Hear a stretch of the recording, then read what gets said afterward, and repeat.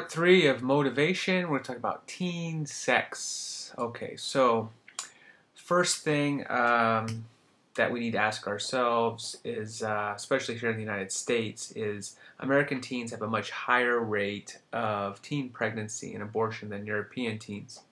Right? We both are Western societies. We both have similar cultural values. Why do Americans get pregnant and have more abortions than our European neighbors across the sea? Well, a few reasons. One is ignorance. Ignorance is not necessarily a bad thing. It can be a bad thing. It's not bad in and of itself. It just means that you don't know, and you don't know that you don't know. And so, ignorance is an example. Is 9 out of 10 teens surveyed said that they're knowledgeable about sex, but many didn't know that STDs or STIs, right, sexually transmitted infections or sexually transmitted diseases, you can use them somewhat interchangeably, can be transmitted orally. So most teens didn't know that you can get an STI orally from oral sex. Only 19% of teens have heard of human papilloma virus, right, which is a very common sexually transmitted disease. So if you didn't know of either of those things, you need to be a little bit more educated on this stuff, because those are two very common things here in the United States that you should know about. Another reason why higher rates in the United States, there's minimal communication about birth control. That has to do with religious reasons. That has to do with sexual taboo to talk about with parents. There's a lot of factors. Just like we just talked about sexual motivation in part 2, there's a lot of factors that go into all of this. Crap. I don't know how to get that back. I'm going to pause it for a second. All right, we're resuming here. I got a little bit smaller. I don't know what I did. So anyhow, we're talking about next is there's a much higher rate of alcohol use and binge drinking in the United States than there is in other parts of the world, and in Europe as well.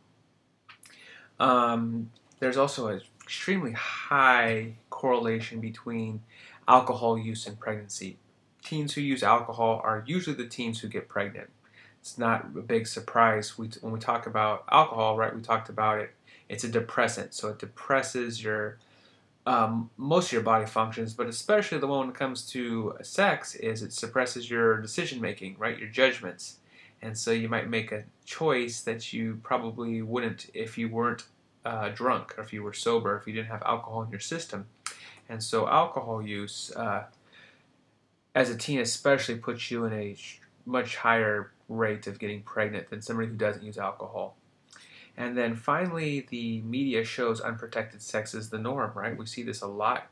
An average hour of television, there's 15 sexual acts, words, or innuendos in 1 hour, right? So this is 1 hour of primetime television and 15 of those. So you multiply that over, you watch 2 hours of television a night, that's 30. You multiply that times a year. You multiply that times, your entire adolescence and teens and young adults, and you've got tons of sexual images from the media, and so that can play heavily on what we think is normal. It's called a social norm, right? With social psychology, I think it's a social norm when everybody might not be having the same exact behavior. So that's a little bit about teen pregnancy here. I mentioned sexually transmitted diseases. 2/3 of new infections with sexually transmitted diseases or infections occur in people under 25, right? So that's you guys, most of you, right? Under 25, 2/3 of new infections occur. So if it's going to happen, it's most likely going to happen to you.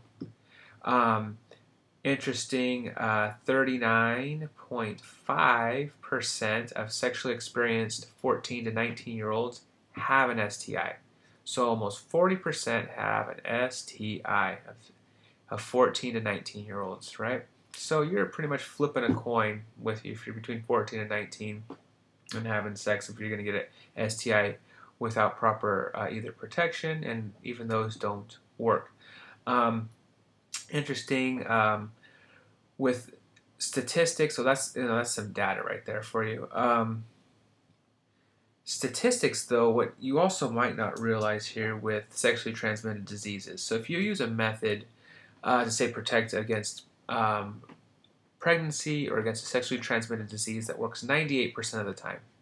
So 98% of the time we think that's really good. So that being right, that 2% of the time it would not work. So that's pretty good odds. You know, most people 2%, that's something they can live with in a lot of cases. However, just basic statistics here. If we take that 2% and we have 30, so we practice this method that's 2%, 98% effective. We practice it 30 times. Over the course of that 30 times, there's almost a 50% chance that it will fail.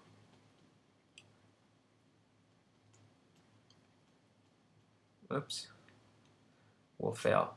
So that 2% for one time turns into almost 50% 30 times, right? So somewhere in that 30%, there's almost a 50% chance that it'll fail one of those times, right? It only takes one time to get a sexually transmitted disease or to get pregnant, right? Just once.